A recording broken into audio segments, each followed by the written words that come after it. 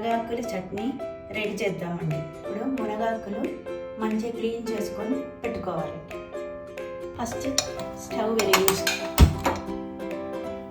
ఈ పచ్చడి చేసుకోవడానికి కొంచెం ఆయిల్ పోసుకోవాలండి. కొంచెం వేడైనాక కొంచెం జీలకర్ర,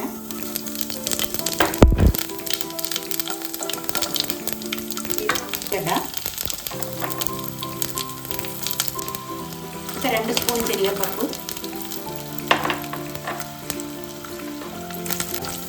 ఇది వేసుకొని కొంచెం వేయించుకోవాలండి. కొంచెం నువ్వులు, 5-6 మిరపకాయలు వేసుకొని కలపాలి. మునగాకులు వేసుకొని వేయించాలండి.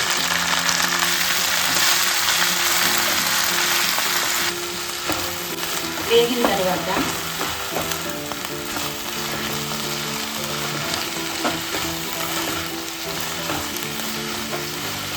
ఉల్లిగడ్డ, కొంచెం చింతపండు, 2 పచ్చిమిర్చి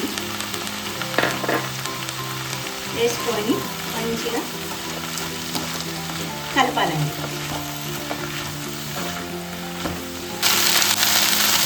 వేగిన తర్వాత కొంచెం కొబ్బరి తురుము వేయాలండి. దానితో పాటు కొంచెం పసుపు,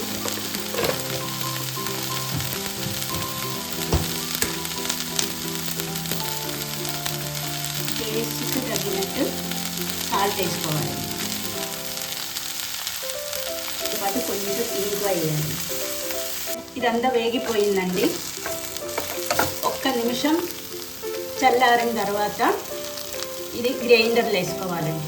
ఇది ఇప్పుడు గ్రైండర్లో వేసుకొని కొంచెం మెత్తగా కాకుండా చేసుకోవాలండి. ఇది మిక్సీ పట్టిందండి. తర్వాత తాళం వేసుకోవాలి. ఇప్పుడు కొంచెం ఆయిల్ పోసుకొని తాళం వేయాలండి.